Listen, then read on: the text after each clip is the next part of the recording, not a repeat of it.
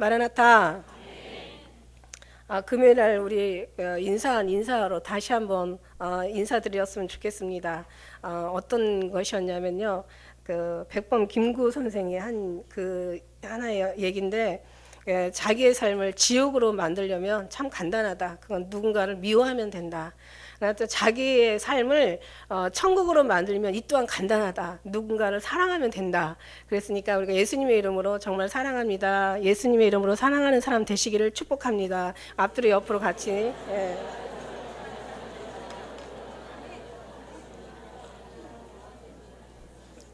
우리가 예수님의 이름으로 사랑하고 또 사랑하는 사람이 되시길 축복합니다. 할렐루야. 우리가 먼저 사랑하고 사랑하는 사람 되시길 축복합니다. 어떤 이제 효도 관광이라고 한 30명 되는 노인들이 여행을 또 해외 여행을 갔대요. 해외 여행을 30명이 이렇게 조를 짜서 갔나 봐요. 근데 그 가이드가 그랬대요. 여기에서 딸들이 보내주신 분 손들어 보세요. 그랬더니 28명이 손들더래요.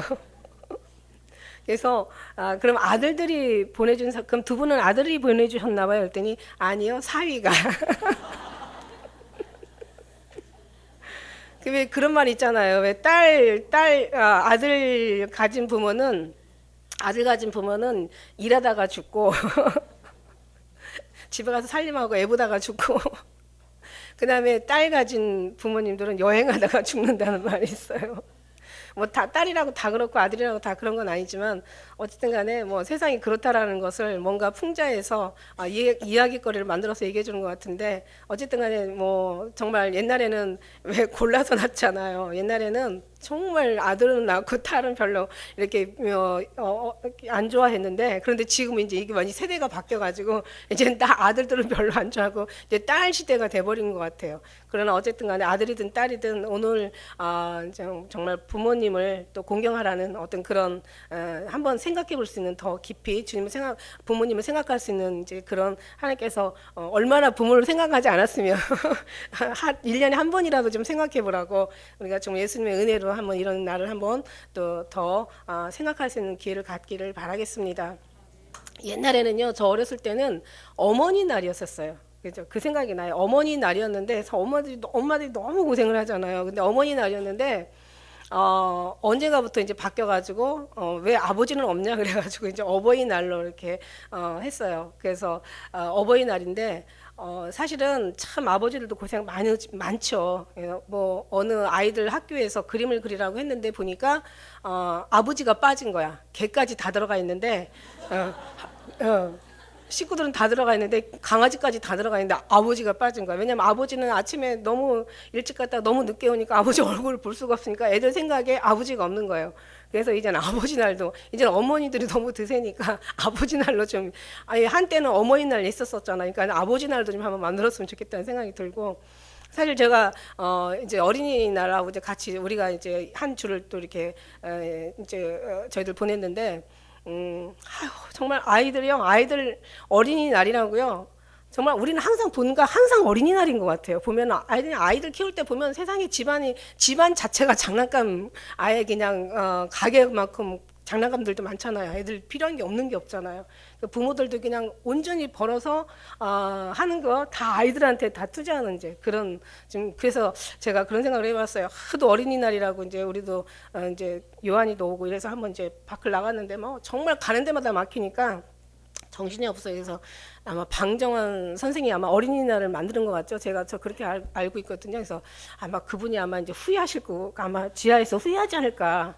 맨날 어린이날인데 이 어린이날은 이제 아직 우상의 날이 이제 돼버린 거죠. 이제 어린이를 떠나서 이제 이거는 뭐 우상의 날이 된 거예요. 어린이가 우상이 됐어요. 그래서 이제는 어린이날은 좀 사실 살짝 없어져도 되지 않겠나 그런 생각이 들고, 이제 어머니날, 어버이날로 다시 이제 두 날을 이렇게 만드는 게 낫지 않나 이런 생각을 제 나름대로 해봤습니다. 어쨌든 간에 참 굉장히 부모님들이 정말 소외감을 느끼는 이제 어떤 그런 시대가 되다 보니까, 저도 이제 나이가 먹다 보니까 옛날에는 이제 며느리 편이었는데 이제 시어머니 편으로 제가 좀 이렇게 조금 살짝 저도 바뀌었습니다. 그래서 어떤 거를 뭘 이렇게 보면은 무슨 뭐 드라마나 뭐 드라마를 보는 건 아니지만 어쨌든 지나가다 보면 영화나 뭔가 있잖아요. 보면은 이게 막 싸우는 게 장면이 나와요. 부모 요즘들은 싸운다. 옛날에는 그런 표현이 없었는데 요즘들은 막 싸워요, 그죠? 옛날에 한때는요 정말 우리 그래도 정말 배우지 못하고 배고프고 그렇게 뭐 가진 거는 많지 않았어도 참 한때는 그래도 부모를 공경하던 시대가 있었다고요. 정말 양심들이 있어. 그래서 심지어는 선생님의 그림자도 밟지 않는다는 그런 왜 얘기 옛날에 있었죠. 동방예의주의가 있는데 어떻게 세상이 이렇게 변해가지고 이제는 어른은 없어지고 아이들만 이렇게 생겨나고 아이들이 우상이 되고 어른들은 아주 뒤처내 아주 그냥 이제는 뭐 진짜 뭐 말하는 것도 애들 싫어하고 뭐 어른이 뭐라고 하는 충고하는 것도 싫어하고 이제 선생님 이제는 뭔가 조금만 선생님이 조금 이렇게 이제 이렇게 충고를 해도 이제 막 선생님을 막 굿하는 이런 시대가 돼버렸는데 정말 왜 배운 거는 많고 더욱더 학력들은 높아지는데 사람들이 이렇게 더 무섭고 그 지식을 플러스해서 더 사나워져 갈까라는 생각을 하니까 지능적으로 아주 그냥 사납잖아요. 옛날에는 그냥 네, 그랬는데 옛날에는 정말 그래도 어느 정도 윤리가 통하고 어떤 기본적인 도덕, 양심, 기본적인 또 상식, 기본적인 어떤 그런 것들이 있었어요. 크게 배우지 않고 크게 가진 건 없고 뭐가 정말 대단하지 않았어도 그런 시대가 있었는데 지금은 완전히 그런 모든 것들이 지금은 이제 찾아볼 수가 없는 시대에 정말 서글픔을 느끼면서 우리 한번 오늘 어버이 주일날 덕담은 부모님을 더 이제 공경할 수 있는 그런 마음 자세로 그런 기도를 저희 드려야 되게 될 줄 믿습니다. 할렐루야. 제가 이제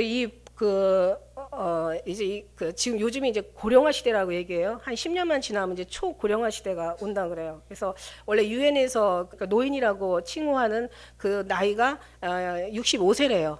유엔에서 이제 정한 그 나이가. 그래서 우리가 뭐 65세 되면 여러 가지 또 정부에서도 혜택들도 있고 그러잖아요. 근데 어쨌든 보니까 제가 이제 이 정보를 좀 제가 인터넷 들어가서 좀 얻었어요. 그래서 정보를 이렇게 막 여기저기 클릭하다 보니까 약간 이제 뭐 통계청 자료마다 조금씩은 이제 오차가 있지만은 그런데 지금 현재가 어린아이에 하고 유소년 그 숫자를 이제 노인의 그 65세 노인이라는 그 숫자가 이제 앞질렀다는 거죠. 그래서 보니까 현재 노인이 얼마나 되냐면 우리나라에 2014년도 통계에 보니까 노인이 65세 이제 이상 노인이 지금 이제 우리가 5천만 이제 조금 넘더라고요. 인구도 많이 줄었더라고요. 그래서 이 중에서 노인이 14% 그러니까 한 700만 가량 되더라고요. 노인이. 그 중에서 14% 되는데 그 노인 중에서 그 100만 명이 독거 노인이래요. 그러니까 이제 혼자서 사시는 거야. 그 중에서 6사람 중에 그 독거 노인 6사람 중에 한 사람이 무연고 노인이에요. 그러니까 자녀는 있는데 전혀 그 자녀들이나 이제 부부가 소통하지 않고 혼자 독거 하는 이제 아무 연고 없이 무연고 노인들이죠. 그래서 작년에 통계해 보니까 혼자 살다가 돌아가신 분들이 1000명이 됐더라고요. 1000명. 그러니까 2013년도 통계에 보면 일본에서는 3000명이 돌아가시고 지금은 더 많이 지금 늘어서 지금은 그쪽이 지금 심각한 문제가 될 정도로 일본 그런데 우리도 지금 거기를 지금 따라가고 있는 거예요. 그래가지고 근데 이분들은 이제 어딘가를 뭐 요양시설을 가고 싶어도 자녀가 있다라는 그 이유 때문에 그 노양시설도 이용할 수가 없는 상황인 거예요.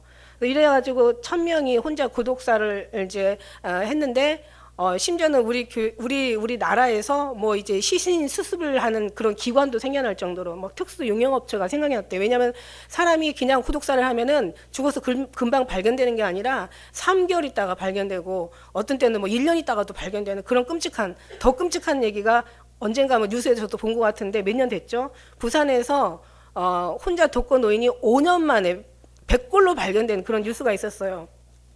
자식이 없었냐? 자식이 있었다는 거예요. 자식 여러 명 있었다는 거예요. 그런데 이제 얼마나 추웠는지 아마 저체온증으로 아마 사망한 것 같다고 원인이 그런데 위에 웃두리는 5겹을 입고 밑에는 7겹을 입고 너무 추워가지고 그래서 얼어 죽었던 것 같다. 근데 이제 여름에 가면 이제 냄새가 엄청나잖아요. 사람이 시신 썩는 냄새는요 정말 맡아줄 수가 없을 정도로. 그래서 이제 아마 특수 용역업체가 우리나라도 생기고 또 시신 수습 처리하는 어떤 그런 기관도 생겨났는데 세상에 그거 이제 그 자료를 보여주는데 보니까 그 그러니까 무연고 노인들 고독사한 사람들의 그 시신을 갖다가 어느 조그만 상자에 담아가지고 어느 창고에다가 이렇게 놨는데 어마어마하더라고요. 그런데 10년 동안 이제 그 자녀들이 혹시나 와서 찾아갈까봐 거기를 이제 10년 동안을 이제 보관한대요. 그러다가 이제 10년 돼도 찾지 않으면은 이제 결국 이제 또 다르게 이제 다 이제 처리를 하는데 찾아가는 사람이 별로 없다는 거죠. 찾아가는 사람이 별로 없고 어쩌다가 몇 명 온대요. 1년에 몇 명 오는데 보니까 보고도 안 가져간대요. 수습해 유고를 안 가져간대요. 근데 그거는 이제 다른 어떤 법적으로 조치할 수 있는 건 없나 봐요. 그래가지고 나중에는 이제 어쨌든 10년을 보관하는데 얼마나 많은지 한 달 그 고독사 하는 사람들이요. 하루에 1.8명, 2명까지 간대. 그러니까는 이제 1,000명인 거죠. 한 달에 이제 1.2 이제 더 자꾸 더 늘어나니까. 그래서 이게 이제 지금은 고령화 시대인데 앞으로 이제 10년만 지나면 초고령화래요. 그 초고령화 시대가 되니까 이제 그때는 더 심각한 거죠. 그래서 지금 유소년의 어떤 그런 인구보다 이제 이 이제 노인의 숫자가 더 많이 늘어났으니까 그만큼 이제 들어가야 될 어떤 정부의 지원도 많이 또 들어가야 될 거고. 또 이제 막 그 어떤 여러 가지 노인 문제가 이제 앞으로 더 많은 심각한 이제 사회의 어떤 문제로 이제 그게 이제 이런 생겨날 수 있는 어떤 그런 상황이라고 생각할 때 우리 정말 믿음의 사람들은 참 한번 성경을 한번 오늘이라도 좀 성경을 좀 제대로 한번 보고 우리가 어떻게 부모를 정말 모셔야 될지 이제 이런 걸 한번 심각하게 생각해 볼 필요가 있습니다. 제가 이런 글이 있어서 올라와가지고 제가 이 글을 한번 여러분 읽어드릴게요. 정말 너무나 이기적인 시대가 되어 버렸는데 어느 목사님이 이제 하나에 보내준 카톡으로 뭔가 보내주셔가지고 보니까 참 글이 너무 일리에 맞고 너무 현실에 정말 수긍이 가서 이걸 제가 한번 읽어드리려고요. 천지인신 하나 되어 인해일신 태어나니 부생교육 그 은혜는 태산보다 높건만은 청춘 남녀 많은데도 효자 효부 드물구나. 시집가는 딸아이는 시부모를 마다하고 장가가는 아들들은 살림나기 바쁘구나. 10 자식을 키운 부모 하나같이 키웠건만 10 자식은 한 부모를 하나같이 싫어하네. 시끄러운 아이 소리 손뼉치며 즐기면서 부모님이 두말하면 듣기 싫어 짜증내고 제 자식이 장난치면 싱글벙글 웃으면서 부모님의 앓는 소리 듣기 싫어 외면하네. 애완동물 병이 나면 가축병원 달려가도 늙은 부모 병이 나면 노안이라 태어나고 제 자식이 오줌똥은 맨손으로 주무르며 노부모 기침가래 더럽다고 밥 못 먹네. 피자 상자 들고 와서 아이 손에 쥐어주며 부모 위에 고긴 한 건 사올 줄을 왜 모르나. 자식들의 손을 잡고 외출 잦으면서 늙은 부모 위해서는 외출 한번 아니하네. 자식 위에 쓰는 돈은 아낌없이 쓰건만은 부모 위에 쓰는 돈은 아까워서 따져보네. 생명보험 들어놓고 효자라고 생각하고 푼돈 몇 푼 쥐어주고 효부라고 생색내네. 살아생전 불효하고 죽고 나면 효심할까. 예문 갖춰 부고 내고 조문 받고 부조 받네. 그대 몸이 소중거든 부모 은독 생각하고 내 남편이 소중거든 시부모님 존경하세. 부모님이 죽은 후에 효자 효부 무엇하나 가신 후에 후회 말고 살아생전 효도하세. 아멘. 진짜 아멘이죠. 어쩜 그렇게 구구절절 다 맞는지. 10자식이 정말 한 부모를 못 모셔요. 한 부모가 10자식을 키웠는데 그죠? 이게 다 우리가 회개할 일이 아닌가라는 생각이 들어갑니다. 오늘 말씀의 제목처럼 부모를 공경하라. 오늘 말씀의 본문에 우리가 에베소서 6장 1절 말씀처럼 자녀들아 너희 부모를 주 안에서 순종하라. 이것이 옳으니라.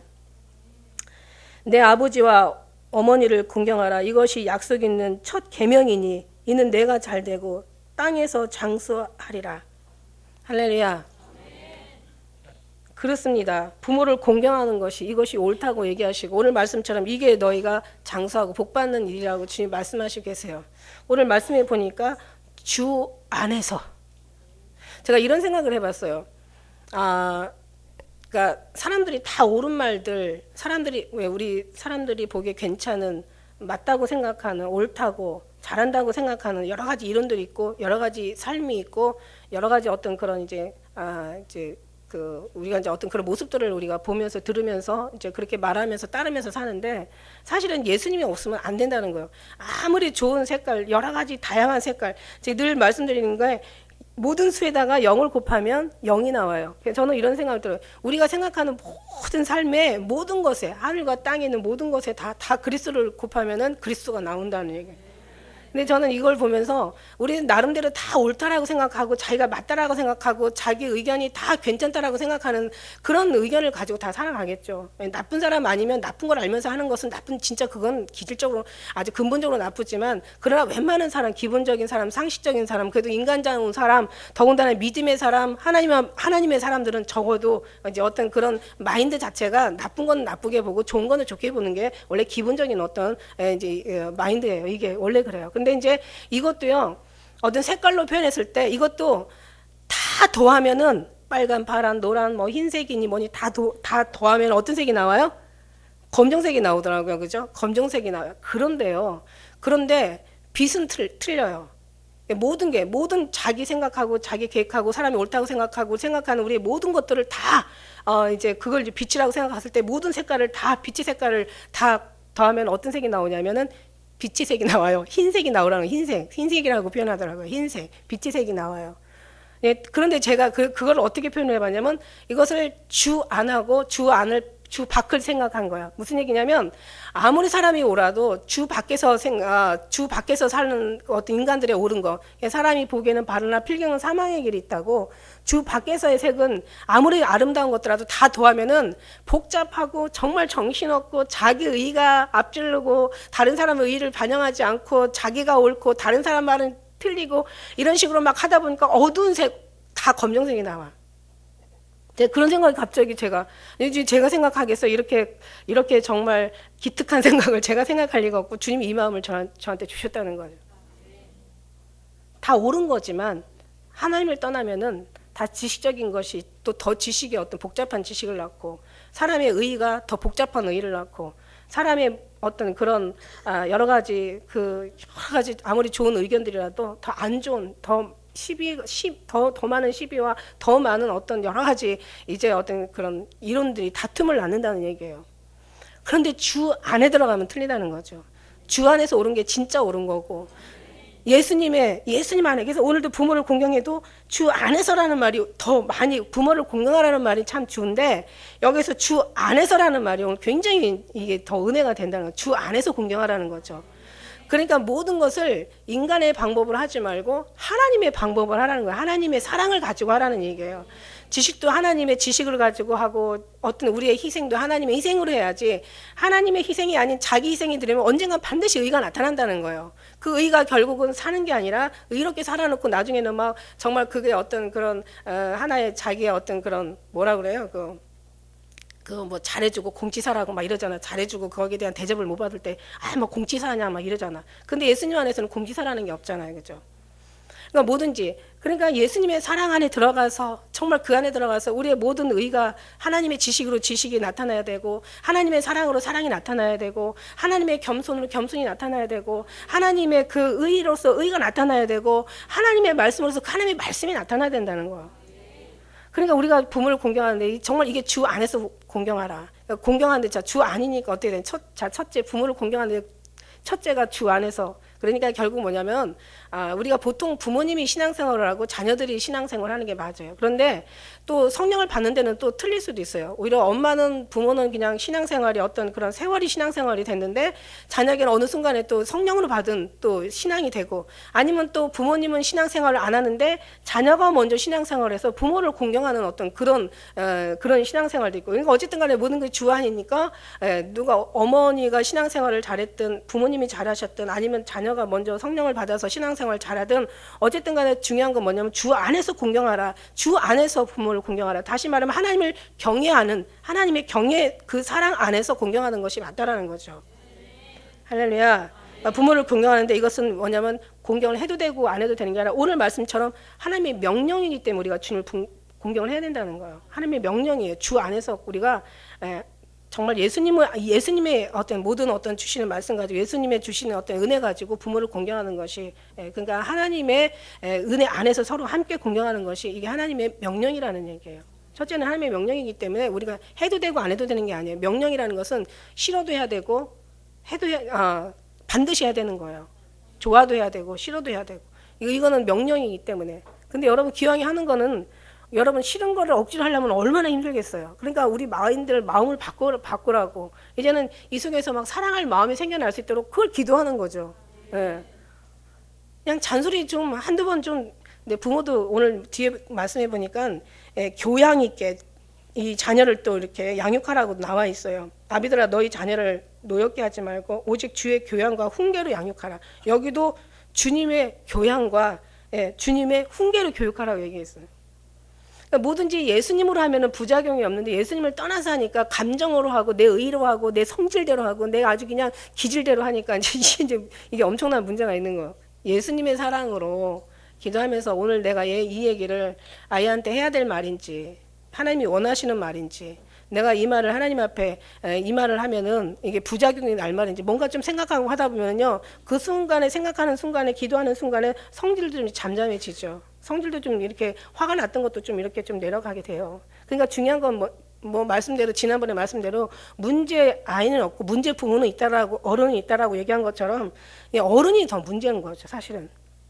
아이들이 부모를 괴롭게 하는 게 아니에요. 따지고 보면요 부모가 애를 괴롭게 한다고 애들은 그렇게 얘기하고 있어요.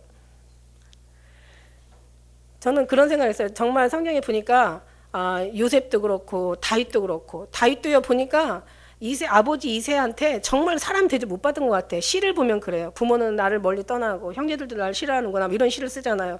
그리고 이제 사무엘이 그 안에 들어왔을 때 그 기름 부으려고 기름 부을 자녀 하나를 이제 하나님의 명령을 받고 기름 부으러 갔을 때 보니까 모든 아들들을 다 지나게 하는데 다윗은 아직 자식 취급도 안 하고 가서 양치고 있는 거예요. 그런 거 보면은 얼마나 다윗이 부모한테 부당한 대우를 받았나라는 생각이 우리가 조금은 예측이 돼요. 그런데 그래도 다윗은 정말 그렇지 않았잖아요. 그죠? 부모를 공경하는 여러 가지 시가 나왔고 또 솔로몬을 통해서 제1장이 아비들아 자녀들아 부모의 말을 들으라고 이제 많은 잠언에 보면은 부모를 공경해야 될 말과 그 어떤 교훈에 대해서 계속 얘기하고 있어요. 그러니까 그리고 요셉도 마찬가지. 요셉도 그냥 물론 아버지 사랑을 다른 형제보다 듬뿍 받긴 했지만 그러나 요셉도 아버지가 뭔가를 심부름 시키니까 결국 이제 막 그냥 끝까지 그 아버지의 말을 순종하는 한 가지를 보면 10가지를 한다고 정말 그래요. 성경에 보니까 롯 같은 며느리도 또 있더라고요. 그죠? 그냥 정말 남편이 죽고 어떤 그런 앞에 희망이 없는데도 불구하고 그냥 그 부모를 공경하는 그게 오늘 말씀과 같이 정말 부모를 공경하면 너희가 장수하고 복 받는다는 말씀이 또 이 말씀이 어떤 말씀에 대한 그 결론도 우리가 또 성경을 통해서 보게 되고 그렇습니다. 그래서 정말 그렇게 부모를 공경해서 결과가 나쁜 게 하나도 없어요. 보면은 다 정말 좋은 결과를 얻었는데 우리들은 다 복받고 잘 살고 그냥 행복하고 뭔가를 뭐 장수하길 원하고 다 잘 되길 원해요.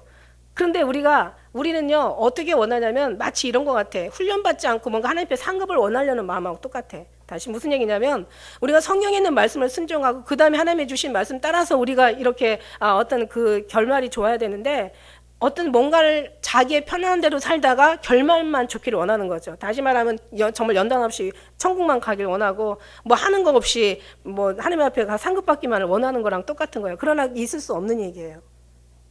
정말 그래요. 근데 살다 보니까 뭐 어느 뭐 70대 노부부가 뉴스다 이거 뭐 책 얼마 전에 뉴스인데 보니까 70대 노부모가 이제 아이들도 귀찮게 하고 부모는 그래요. 부모는 아이들도 정말 힘들게 하지 않고 살자니 정말 돈도 없고 몸이 아프니까 돈도 많이 들어가니까 자식들이 더 힘들게 생겼어. 그래서 노부모가 자살을 선택한 거예요. 근데 이게 이제 자살을 하려고 했다가 이제 이게 미수로 그친 거예요. 그러니까 이제 더 어떤 더 안 좋은 결과가 났죠. 그래서 이제 병원으로 모셨어요. 병원을 모셔가지고 이제 마침 또 병원에 가고 나니까 이제 그 뭐 자살 미수에 그친 이제 그것만 치료받은 게 아니라 이제 질병까지 다 치료받았어. 70대 노부부가.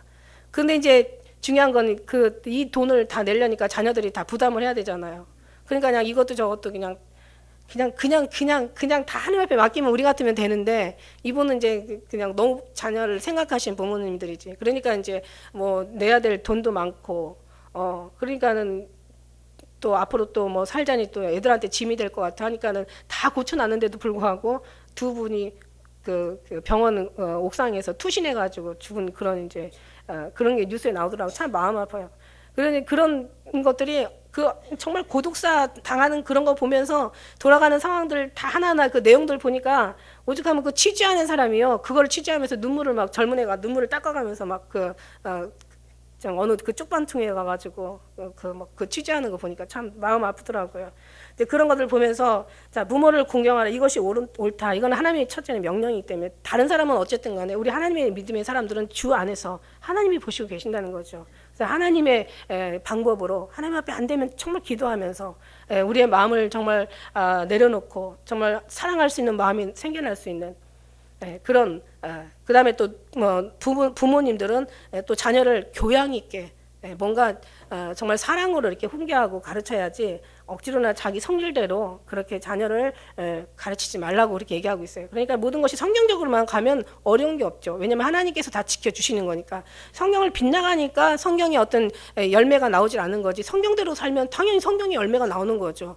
주 밖으로 나가니까 주 밖의 열매가 나오는 거지. 주 안에 있으면 당연히 주 안에서의 하나님이 하시니까 하나님이 주 안에서 하라는 것은 하나님께서 할 수 있는 하나님의 기회를 드리라는 말씀도 되는 거예요. 그러니까 우리가 정말 우리는 하나의 그냥 모든 것을 다 주님을 담고 내 안에서 주님만 나오게 하라는 얘기죠. 주님의 말씀이 나오고 주님의 성품이 나오고 예수님의 정말 지혜로 예수님의 어떤 겸손으로 예수님의 사랑으로 예수님의 교훈으로 뭔가 정말 주님 앞에 배워서 나오면은 주님으로 되어지면 모든 것을 다 더해도 아름다운 빛된 흰색, 하얀색, 빛이 나오는데 그렇지 않고 인간의 방법이 다 동원되고 들어가다 보니까 아무리 좋은 거라도 결국 검정색밖에 어두운 색이 나올 수밖에 없다. 그러니까 막 거기는 아무것도 없는 거예요. 제가 말씀드렸죠. 이 사단은요, 이 세상이 사단이 임금이라고 얘기했어요. 성경은 여러 군데 나오잖아요. 너희가 사는 데가 어디가 아는데 사단이 왜 있는 데라. 사단이 얼마 자기 때가 되지 못한 거로 크게 분내어 너에게 내려갔다. 그러면서 땅과 바다에 있는 자는 정말 화가 있을 것이다. 그 다음에 세상의 임금이 요한복음 12장 31절에서 세상이 임금이라고 얘기하고 있어요. 이제 임금이 이제 앞으로 이제 이 임금이 이제 심판을 받는다고도 얘기나요. 이 세상의 임금이요 사단이에요. 그런데 우리가 생각할 때 보면은 이 사단이라는 놈은요 쉬지 않는 악이고 정말 끈질기가 말할 수가 없어. 정말 이 지혜는 이 지혜 뱀의 지혜라고 해요. 뱀의 지혜란 뱀의 지혜인데 이 얼마나 머리가 잘 돌아가는지 우리 사람은 감히 사단을 상대할 수 없어. 힘과 능력과 권세와 어떤 끈질김과 그 강인함과 정말 하나님을 방불할 수 있는 그런 사단을 우리가 어떻게 이기겠냐고요. 저 이길 수가 없죠. 도저히 인간으로 이길 수가 지식으로도 안 되고 어떤 의지로도 안 되고 어떤 참는 것도 안 되고 어느 것으로 안 되고 오직 하나님만이 하실 수 있다라고 말씀드렸어요. 그러니까 오직 하나님의 사랑이라고 말씀드렸어요. 그래서 이걸 이길 수 있는 방법이 딱 한 가지인데 예수 안에 들어가는 것과 예수님의 사랑으로 사랑은 모든 걸 다 녹여버리거든. 모든 오해도 녹여버리고 어떤 자기 의도 녹여버리고 어떤 다른 것들 사람의 나타나는 하나님 앞에 겸손하지 못한 것들 교만한 것 다 녹여버리고 우리가 악한 사람을 이기려면 더 악해져야 되고 나쁜 사람을 이기려면 더 나빠져야 되고 정말 사람이 그래요. 사람이라니 우리가 정말 뭔가를 이기려고 하면요 그 사람보다 우리가 더 세져야 되는 거예요. 이기는 거예요. 더 강해져야 이기는 거야. 그렇게 어떻게 살아요? 피곤해서 어떻게 살아요? 그러나 하나님의 방법은 오히려 부드러운 거로 강한 걸 녹이고 이기더라는 것을 우리가 정말 말씀에서 봐요. 그래서 정말 주님이 우리 안에 계셔서 주님께서 하신다면 어떤 이기지 못할 때는 피할 길도 주실 것이고 또 이길 수 있는 마음도 주실 것이고 이길 수 있는 환경도 주실 것이고 모든 걸 다 이길 수 있게 해요. 주님이 하시면 다 가능한 거예요. 그러니까 예수님의 사랑으로 하라는 거죠. 그래서 해답은 온전히 한 가지밖에 없다. 예수님의 사랑. 주님이 하셔야 된다. 그래서 이렇게 주님 안에 사랑으로 할 수 있도록 우리가 바뀌어져야 되는 게 기도다. 왜냐하면 육신의 사람이 어떻게 하나님의 사람이 되고 땅에 속한 사람이 어떻게 이렇게 유만한 것도 못 이기는 사람이 어떻게 그냥 큰 것들을 어떻게 이길 수가 있냐. 이거는 정말 하나님이 오시지 않으면 안 된다. 그래서 주님께서 오셔서 주님께서 하실 수 있도록 우리는 계속 끊임없이 기도드려야 된다. 이게 바로 이러면은 가능하다. 부모님도 우리가 얼마든지 정말 부모님이잖아요. 그죠? 당연히 우리가 공경해야 될 부모님인데 그 부모님이 정말 우리가 못하는 건 어떤 사단의 어떤 그런 정말 안 좋은 어둠의 어떤 그런 역사가 다 크다는 거예요. 그렇기 때문에 하나님께서 오시면 하나님께서 가능하게 하신다. 왜냐하면 부모이기 때문에 더 가능하게 하신다. 하나님 주 안에서 공경하되 이건 하나님의 명령이기 때문에 이게 10계명의 5계명이잖아요. 부모를 공경하라. 출애굽기 20장 12절에도 내 부모를 공경하라. 그리하면 너희 하나님 너희 여호와가 내게 준 땅에서 내 생명이 길리라. 그 다음에 신명기 5장 16절에는 너는 너의 하나님 여호와의 명한대로 내 부모를 공경하라. 그리하면 너의 하나님 여호와가 내게 준 땅에서 내가 생명이 길고 복을 누리리라. 뭐 이런 말씀들이 여러 군데 있어요. 두 번째는 뭐냐면 정말 생명의 근원이기 때문에 우리가 어디서 나왔어요? 부모한테서 나왔잖아요. 그죠? 그러니까 우리가 이렇게 나온 것에 너무 감사하기 때문에 당연히 생명의 근원이 이건 천륜이에요. 천륜을 지어버린 압살롬의 우리가 그 종말을 우리가 보잖아요. 그냥 다윗 아비를 갖다 죽이려고 군사들을 그냥 동원해가지고 그렇게 아버지를 치려고 할 때 하나님께서 정말 이렇게 천벌 내려진 거죠. 자기가 그 머리 아름다운 머리 뭐 압살롬의 머리가 어마어마하게 아름다웠다고 얘기를 해요. 성경에서 기록할 만큼 그 아름다운 머리를 누가 줬어? 물론 하나님이 주셨지만 그러나 부모를 통해서 나왔잖아요, 그죠? 그 뭐 여러 가지 그 지혜나 여러 가지 어떤 그런 권세 권력을 누가 줬겠어요? 다 아버지로부터 전 받은 거잖아요. 근데 아버지를 섬기지 못하고 아버지를 오히려 죽이려고 하니까 결국 자기가 먼저 죽는 그런 아주 기가 막히게 어떻게 죽었는지 여러분 성경을 통해서 잘 아시잖아요. 그래서 그런 걸 보면서 우리가 생명의 근원이기 때문에 이건 천륜이에요, 그죠? 그래서 어떤 범죄도 천륜을 저버린 범죄가 더 형량이 크다는 것은 그만큼 나라에서 우리가 사는 이 세상에서도 부모에 대한 공경을 하라고 그렇게 얘기하고 있는 거예요. 그래서 그만큼 이건 천륜이기 때문에 그래서 잠언 23장 24절에는 의인의 아비는 크게 즐거워할 것이요 지혜로운 자식을 낳은 자는 그를 인하여 즐거워할 것이다. 그렇게 얘기하고 있어요. 잠언 23장 25절에 내 부모를 즐겁게 하며 내 낳은 어미를 기쁘게 하라. 이렇게 솔로몬은 이런 어떤 그런 많은 말들을 쏟아냅니다. 그런데 이제 그렇지 못하고 그 부모를 저버렸을 때는 천륜의 어떤 그런 그 큰 범죄를 했을 때는 성경이 출애굽기 21장 그 계명에도 나오죠. 15절에 보니까 자기 아비나 어미를 치는 자는 반드시 죽일지니라 이렇게 나와 있어요. 레위기 20장 9절에는 무릇 그 아비나 어미를 저주하는 자는 반드시 죽일지니 그가 그 아비나 어미를 저주하였은즉 그 피가 자기에게로 돌아가리라. 혹시 또 안 좋은 부모에 대한 마음을 가졌거나 말을 했거나 그러면 회개하시길 바라겠습니다. 할렐루야. 회개하시고 다시 이제 회개라는 것은 돌이키는 게 회개죠. 그래서 그렇게 잘못한 거를 씻고 그 다음에 다시 부모를 공경하는 것이 이게 또 하나님의 말씀이에요. 하나님은 어제나 오늘이나 동일하신 분이니까. 어제 이 출애굽기 이때 그 모세에게 율법을 준 하나님께서 시대가 지냈다고 그 주님의 마음이 변한 건 아니에요. 다만 이 세상이 변한 거지. 지금은 죽이면 안 되잖아요. 자식이라고 부모를 저주했다고 죽이면 안 되는 거잖아요. 세상이 변했잖아요. 그죠? 그러니까 하나님은 그러나 변하지 않았어요. 어제나 우리는 영원토록 동일하시고 우리는 다른 걸 두려워하는 게 아니라 하나님이 두려운 사람들이잖아요. 그래서 두렵기 때문에 더 하나님의 말씀에 순종하고 지켜야 되는 것이 맞는 거라고요.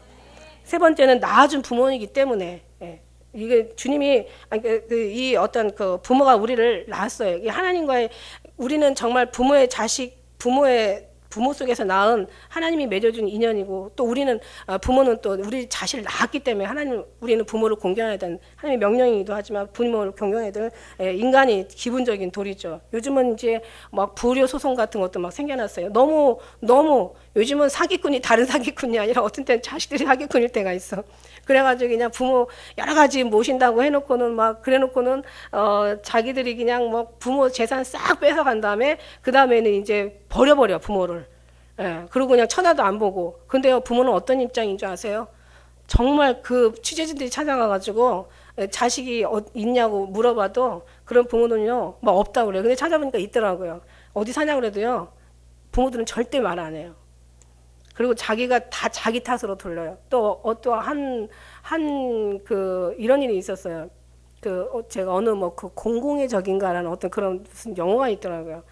옛날에 오래된 그건데 보니까 아버지가 좀 한 20억의 엄청난 재산이 있었나 봐. 그러는 이제 아들이 이제 그거를 달라고 하니까 이 부모는 자식들이 너무 이걸 돈을 주면 자식을 더 망치게 생겼으니까 이걸 사회에 이제 그 기증을 하려고 해요. 그걸 알고는 내가 죽겠는데 사회에다가 기증을 한다고 정말 몇 번을 찔렀는지 모르는 정도로 이 칼로 찔러서 부모를 다 아버지를 먼저 죽이고 그다음에 엄마를 그걸 상황을 목격한 엄마가 그걸 또 이제 뭔가 혹시 탈로가 날까봐 엄마까지 마저 죽여요. 근데 이제 이걸 찌르다가 자기 손가락이 베어가지고 손톱이 이제 잘려져 나간 거예요. 근데 이제 수사관들이 이걸 이제 범인을 찾으려고 그 손톱을 찾으려고 하는데 없어. 나중에는 엄마의 시신을 부검해 보니까 그 손톱이 발견되면 아들이 잡힐까봐 그 아들한테 살해를 당해놓고도 그 손톱을 목에다 이렇게 먹다가 삼키다가 목에 걸린 그게 발견돼서 결국 나중에 이제 아들이 범인이라는 게 잡히는 뭐 그런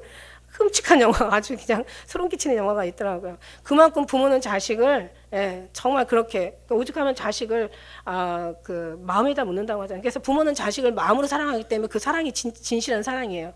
근데 자식들은 사랑을 부모에 대한 사랑을 지식으로 하기 때문에 지식의 사랑은 할 수 있는 사랑이 아니거든요. 그냥 해야 된다는 생각, 부담스러운 생각만 있는 거예요. 근데 부담스러우니까 여기에서 여러 가지 이제 안 좋은 막 그런 여러 가지 이제 그런 안 좋은 막 일들이 일어나는 거죠. 마음으로 사랑하면 어떤 일이 일어나질 않는데 이 생각으로 사랑하니까 사랑도 안 되고 그냥 짜증만 나게 되는 거죠. 그것처럼. 그래서 부모이기 때문에 사랑하라는 얘기예요. 그다음에 부모는 우리를 잘하도록 키워주었기 때문에, 그죠? 요즘요 그 여러 가지 사건 사고만 보니까 그냥 부모를 그냥 같이 섬기는 거 모시고 사는 것도 사실 저도 이제 물론 어머니도 이제 같이 계셨었고 이제 저희 엄마도 이렇게 있지만은. 근데 이제 보면은요, 이제 살면서 찍어보고 싸울 수는 있어요. 그죠? 저는 그렇게 생각해요. 왜냐면 이제, 그렇다고 그것까지 막 마음에 막 가책을, 느껴야 되나, 뭐, 물론 이제 뭐, 기도하면서 또 하나님이 주시는 또 은혜대로 해야 되겠지만은, 예를 들어서 어떤 이제 일이 일어나냐면은, 저는 이제 막 웬만하면 세탁기다 막 빨래를 돌리는데 우리 엄마는 다 손으로 그거를 그냥 양말이고 속옷은 뭐 수건은 다 면이니까 손으로 빨아야 된대. 그래갖고 다 손으로 빨고 있는 거야. 그럼 나는 막 신경질이 나는 거야. 그럼 나 지금 지방을 내려가야 되는데도 일부러 그냥 빨까봐 다 돌리고 가는 거야. 그러면서 돌려도 그냥 돌리는 게 아니라 엄마 때문에 내가 그냥 갔다 와서 돌리면 되는데 그냥 엄마가 그 안에 빨아버릴까봐 이렇게 돌리고 있지 않냐고. 그냥 그러면서 그런 거 가지고 뭐 어떤 때는 막 이렇게 다투기도 하고 그뿐만이 아니야. 뭐든지 워낙 이게 몸이 워낙 모든 게 완벽하세요. 옷도요, 요만큼만 길어도요, 짧게 잘라서 입어야 되고, 요만큼만 짧아도 또 다 뜯어가지고 내서 입어야 돼요. 허리도 요만큼만 자르면 웬만하면 그냥 입으면 되는데 다 몸에 딱딱 맞아야 돼요. 그러니까 그냥 워낙 솜씨가 좋으시니까 또 앉아가지고 바느질을 또 다 하고 있는 거야. 그래 놓고는 또 밥 먹은 게 소화가 안 됐대 하도 꾸부리고 있으니까. 그냥 저는 막 그런 걸 가지고 하다가 어떤 때는 이제 기도하면 그냥 하나님 앞에 걸리기도 하지만 요즘 돌아가는 상황 보니까 같이 사는 것만 해도 어떻게 보면은 이것도 정말 어떤 때는 그렇게 하고 나오면 좀 마음이 참 괴로워요, 그죠? 기도하는데 정말 마음에 걸리긴 한데 그런데 부모 모시는 게 좀 그런 거 있어요. 부모랑 같이 모시는 거 아니죠. 오히려 우리는 지금 어머님이 저희를 모시고 계시는 거죠. 왜냐하면 막 살림 다 해주시고 하니까. 근데 어쨌든 간에 이제 같이 살다 보면 여러 가지 막 치지고 복구하는 거 있어요. 그게 사는 거 아닌가 싶은 생각에 뭐 그런 것까지는 너무 그냥 양심의 어떤 그런 뭐 가책이나 막 크게 회개할 거리는 아니더라도 그래도 웬만하면 이제 편하게 사는 게 좋죠, 그죠? 그래서 좀 부모도 좀 자식 말 들어주고 자식도 좀 부모가 원하는 것 좀 들어주면서 이렇게 같이 함께하면 얼마나 좋겠어요. 어쨌든 간에 그런 것도 있는데 이제 지금은 이제 어느 시대가 됐냐면 아주 너무 무서운 시대가 됐어요. 이제는 막 고려장, 예, 고려장. 현대판 고려장이라고 하잖아요. 이런 혼자 구독사, 혼자 독거노인들 다 저게 뭐 고려장 아니겠어요? 근데 요즘들 이제 생각 안 하고 살다 보니까 치매라는 병도 요즘은 유난히 이게 나라의 어떤 문제가 될 정도로 치매도 많대요. 근데 이제 치매 걸린 부모들을 갖다가 그냥 멀리 갔다가 아무도 없는 데다 갖다가 연고 없는 데다 갖다 버려버리면 또 이제 막 요즘들은 워낙들 뭐 과학이 발달되다 보니까 다 찾아내요. 그러면 어머 어떻게 찾으셨어요? 이러면서 아주 가증스럽게 지가 버려놓고는 그런 경우도 여러 가지 종종 뉴스를 통해서 많이 보잖아요, 그죠? 그런 걸 볼 때. 우리는 그냥 주님 안에 사랑으로 부모니까 우리를 천륜이기 때문에 우리를 낳아주셨기 때문에 그리고 마지막에 뭐냐면 이거는 네가 복을 받는 거야. 오늘 말씀대로 이게 다른 게 아니다. 이게 말씀에 순종해서 주 안에서 주님 뜻대로 하다 보면은 주님의 안에서 열매가 나온다는 거죠. 하나님이 복을 주셔야 복을 받지. 지들이 아무리 잘 살고 아무리 편안하게 살고 아무리 뭐 그냥 뭐 정말 즐겁게 웃으면 살려고 해도 하나님이 웃음을 뺏어가 버리고 하나님이 평안을 뺏어가 버리고 하나님이 그냥 물질을 뺏어가 버리고 하나님께서 건강을 이거 아무것도 안 되는 거잖아요, 그죠? 다 하나님이 허락하셔야 되는데 모든 만물의 근원이신 하나님께서 축복을 해주셔야 정말 축복이 임하는 건데 이거 내가 잘 되고 내가 땅에서 장수하기 때문에 그렇게 하라는 얘기죠. 내가 잘 되고 아비들아 너희 자녀를 또 노엽게 하지 말라. 그러니까 아비들도 자녀를 노엽게 할 게 아니라 주의 교훈으로 교훈하고 주의 양육으로 양육하라는 얘기예요. 사랑스럽고 주님의 말씀 은혜를 주셔서 우리가 한번 말하기는 더디하고 생각은 빨리 하라고 얘기한 것처럼 우리가 어떤 물론 이웃과의 어떤 관계 속에서도 참 필요한 말이지만은 더 중요한 건 더 가장 안에서 더 화목해야 되잖아요. 예, 정말 마른 떡 한 조각이 하나님의 사랑과 하나님의 어떤 그런 화평만 있으면 마른 떡 한 조각이라도 오히려 궁궐에 살면서 다투는 것보다 낫다라고 얘기하는 것처럼 있어서 있어서 뭐 안 싸우고 없어서 싸우고 이러지 않아요. 정말 주님 안에서 들어가면은 오히려 없으면은 없는 대로 행복하고 그죠? 하나님의 주신 은혜로 감사하잖아요. 하나님이 그래서 그거 못할 것 같아요? 하나님이 가난한 자의 믿음으로 부여하게 하신다는데 없어도 행복해요. 있으면 더 행복하겠죠. 근데 하나님 없으면요, 있어도 괴로워요. 있어도 항상 화목이 깨어져 버리면 안 된다는 거죠. 그러면 없어도 안 되는, 있어도 안 되는데 그 사람들이 없어 봐요. 완전히 이거는 정말 사는 게 아니라 거의 지옥이 될 거라고요. 그러니까 우리는 없어도 행복한 사람들이 있으면 더 행복한다는데 하나님께서 이런 사람에게 안 주시겠냐는 얘기예요. 하나님은 반드시 주기를 원하는 게 하나님의 원래 전문가야. 하나님은 원래 하나님의 특성은 너무 많은 걸 가지고 계시잖아요. 천하가 다 내 것이라고 얘기했잖아요. 천하만이 아니라 모든 하늘과 우주의 모든 것들이 하나님의 것이고 하나님은 없는 것도 만들어내시는 하나님인데 얼마나 자녀에게 좋은 걸 주시길 원하시겠냐는 거지. 하나님의 마음을 한번 우리가 살펴볼 때는 하나님은 진짜 우리에게 많은 걸 주시길 원하는데 우리 그릇이 안 돼 있어. 그리고 받았다가는 놓치게 생겼어. 저 자식을 버리게 생겼어. 그래서 하나님이 안 주시는 건데 하나님의 원래 속성, 하나님의 원래 특징, 하나님께서 원하는 소원은요. 자녀들에게 더 좋은 것으로 흔들고 누르고 풍성하게 넘치도록 부어주고 싶은 게 하나님의 마음이라는 거죠. 근데 이게 우리가 받을 그릇이 안 되니까 받았다가는 큰일 나게 생겼으니까 그러니까 차라리 오히려 더 우리를 훈련시키는 게 오히려 더 그게 더 주는 것보다 나으니까. 그래서 하나님께서는 그래서 하나님 훈련시키려고 하는 훈련이 목적이 아니라 훈련시킨 다음에 주시려고 하는 게 목적이라는 거죠. 부모 마음은 그래요. 진짜 부모는 뭐 러시아 속담에도 있고 우리나라 속담에도 있지만 뭐 러시아 속담에는 자녀들에게 그 낚시하는 뭐 물고기를 물려줄 게 아니라 낚시하는 법을 물려주라고 가르쳐주라고 얘기하잖아. 우리도 마찬가지죠. 돈을 물려주지 말고 돈 버는 방법을 물려줘라 얘기하는 것처럼 우리 주님도 마찬가지야. 안 주는 게 아니라 주기를 원하지만 우리의 밖에 우리가 너무 아직은 훈련이 안 돼 있어요. 그러니까 다 그냥 새 푸대에다 새 포도주를 담는 하나님의 원래 섭리이신데 이 새 푸대가 준비가 안 돼 있어. 그러니까 하나님께서 다 이것도 버리고 저것도 버릴 수가 없으니까 일단 우리 푸대를 더 아름답게 만들기 위한 하나님의 훈련이라는 거죠. 그러니까 말씀대로 살지 못하니까 못 받는 거지. 말씀대로 살면 이게 안 받는 게 이게 안 받을 수가 없다라는 거죠. 이 공식이 하나님의 말씀이잖아요. 그래서 이게 너를 위한 거라는 거죠. 이게 너를 위한 이게 하나님의 어떤 계명이고 그다음에 내가 잘 되고 내가 땅에서 장수하기 위한 거라고 말씀하시잖아요. 장수하기를 원하잖아요, 누구든지. 인간이 본능이에요. 그 다음에 누구든 잘 되길 원하잖아요. 근데 가진 방법들을 잘 써요. 하나님의 방법을 떠나니까 안 되더라는 얘기죠. 많이 배우고 많이 여러 가지 많이 정말 많이 배웠죠. 더 이상 이제는 학식이 아주 그냥 이제는 그 다음에 얼마나 또 바쁘게 살아요. 그래도 뭔가 손에 쥐어지는 건 없어요. 더 가난한 거예요. 오히려 앞으로 더 가난하대요. 더 가난할 거래요. 참 그렇잖아요. 그죠? 정말 많은 어떤 돈들은 옛날에는 정말 억만 해도 억대인데 지금은 억이 조가 나오고 억이요. 이제는 천조 무슨 이제는 경까지 나오게 생기는 어떤 그 정도로 단위는 계속 올라가도 사람들은 여전히 늘 가난하고 배고프고 부모 다 옛날에는 아버지가 벌어서 그래도 엄마가 잘 생활하고 아이들은 잘 이렇게 공부하는데 또 이렇게 살았는데 지금은 어떻게 보면 엄마도 바쁘고 아빠도 바쁘고 애들도 아르바이트 하느라고 바쁘고 집안 식구들이 다 바빠가지고 우편물을 배달하는 사람 보면은요 어느 날은 카드를 하나 이렇게 발급받아서 오는데 새벽에 8시도 안 됐는데 왔어요. 원래 옛날에는 9시 이전에 남의 집을 가는 거는 좀 실례잖아요.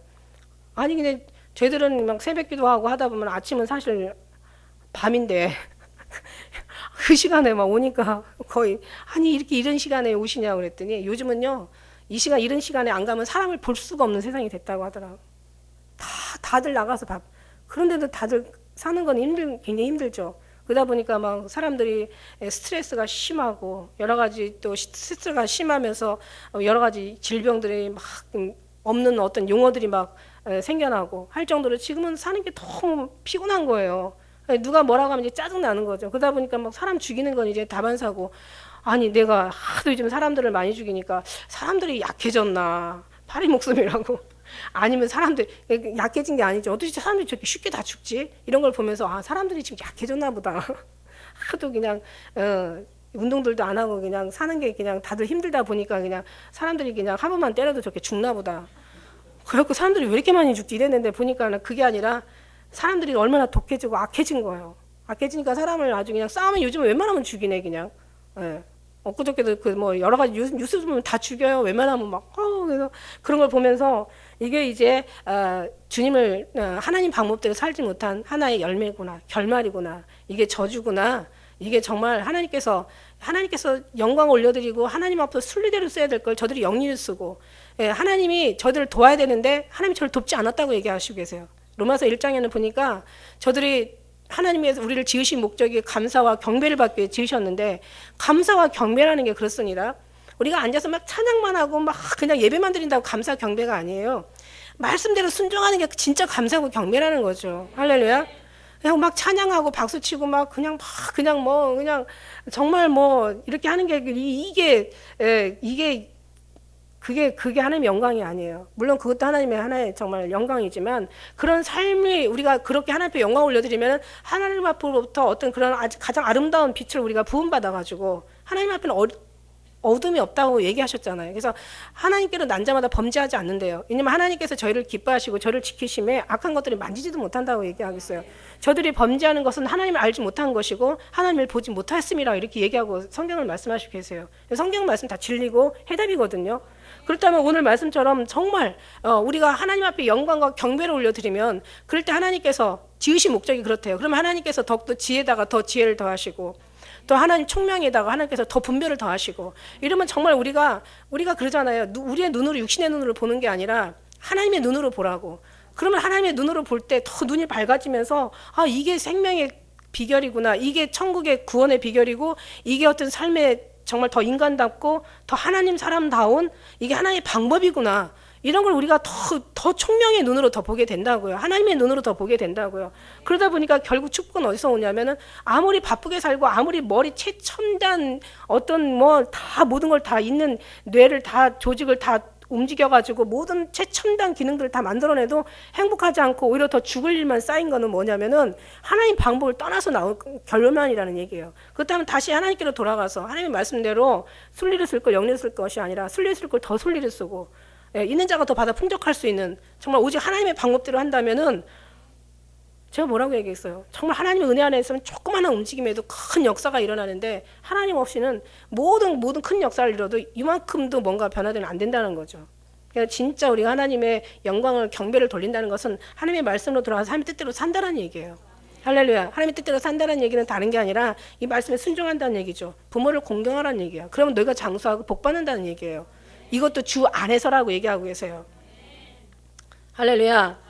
그와 마찬가지로 우리의 모든 어떤 삶들이 정말 하나님의 은혜 가운데 주님의 어떤 정말 주님의 그 손에 우리가 들어가서 주님의 어떤 그런 동행하는 삶, 임만을 하는 삶을 살면서, 그 다음에 정말 하나님의 주시는 하나님의 어떤 그런 기도하면서 그 속에서 하나님의 관계 속에서 살아갈 때, 정말 우리는요 주님의 뜻대로 살지 못하는 게 더 마음이 더 괴로워요.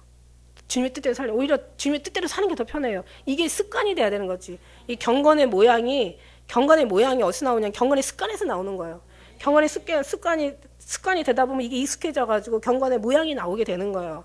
그 마찬가지로 우리가 정말 경건의 하나님의 우리 하나님 경건 자체가 하나님이시잖아요. 그래서 하나님의 은혜가 우리 안에 왔으면, 이 빛이 우리 안에 있으면은 어둠이 우리는 정말 우리를 붙잡을 수가 없고 어둠 가운데 살 수가 없어요. 너무 괴로워서 못 살아요. 그럼 하나님께서 하나님의 뜻대로 사는 사람에게는 훈련이 지난 다음에는 하나님께서는 더욱더 더 아름답고 가장 최상의 것, 가장 영원한 것, 가장 축복의 것으로, 가장 영광스러운 것을 우리에게 주실 줄 믿습니다. 요즘 세상 사람들은 어떤 훈련 받지 않고 그냥 모든 게 막 그냥 하나님 밖에서 뭔가를 막 열심히 하려고 하는데 사실은 아무것도 되는 게 없다라는 거예요. 그러나 하나님 안에 있으면은 정말 우리의 하나의 작은 어떤 순종과 작은 우리의 믿음과 적은 것으로 하나님께서 큰 것으로 맡기신다고, 적은 믿음과 어떤 우리가 우리가 부족할지라도 하나님의 은혜로 살길 원하는 자에게는 더 있어 받아 풍족할 수 있도록 도와주시고, 또 그런 사람들에게 더 아름다운 열매를 맺게 되고, 결국은 이제 말씀대로 네가 하나님만을 경외한다면은 네가 들어가도 복을 받고 나가도 복을 받고, 너희 자녀가 복을 받고 너희 하는 일들이 복을 받고, 너희의 모든 수양과 너희의 모든 짐승들이 복을 받고, 내 하는 모든 손으로 하는 모든 것들이 다 복을 받는다고 얘기하고 계세요.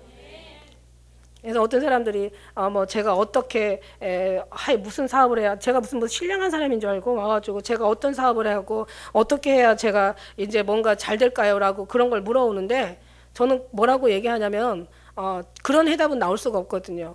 왜냐하면 어떻게 하냐면은 무엇을 하고 뭐 어디를 가서 어떤 투자를 하고 어떤 좋은 내용을 가지고 어떻게 머리를 써서 투자한다고 해서 그게 되는 게 아니라, 내 심령에 하나님이 계시면 내가 어디로 가도, 네가 무엇을 하도 내용이 중요한 게 아니라, 네가 네 안에 내가 있고 내가 네 안에 있고 우리가 하나가 된다면은 너가 가는 데마다 따라다니면서 복을 받는 거죠. 소돔과 고모라 땅에 롯은 어떻게 했습니까? 보니까 소돔과 고모라 땅에 물도 있고 뭐 이미 집도 지어져 있고, 저기 괜찮다, 저기 가면 괜찮을 것 같다. 근데 결국 괜찮지 않았잖아요. 그런데 아브라함한테는 뭐라고 해요? 동서남북을 바라보라. 네가 어디로 가든지 내가 너와 함께 할 것이라고. 주님이 함께 하는 게 복이잖아요. 그죠?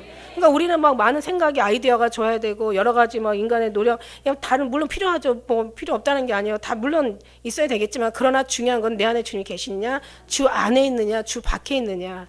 내가 주 안에서 공경하느냐, 주님의 방법으로 공경하느냐, 육신의 어떤 의의로 공경하느냐. 이거는 결국 나중에는 의가 돼가지고 공치사가 되지만, 그러나 주님 안에서 하면은 해도 한 것 같지가 않고, 늘 해도 부족하고, 늘 정말 겸손해지니까 끝까지 우리가 할 수가 있고, 이게 하나님 받으실 만한 모든 것이 안에서 하라고 주님 말씀하시고 계시는 거예요.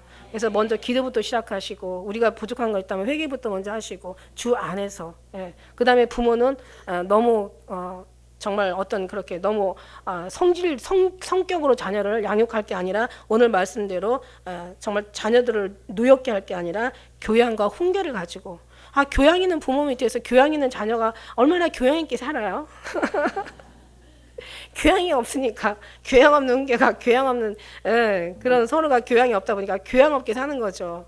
그런데 그런 게 아니라 우리는 정말 주님의 그 말씀이, 주님의 그 말씀에 대한 순종이 항상 늘 겸손으로 우리가 나아갈 때 하나님께서 우리를 통해서 또 아름다운 열매 맺으시고 끝까지 승리할 수 있는 우리 모두가 되게 될 줄 믿습니다. 기도하겠습니다.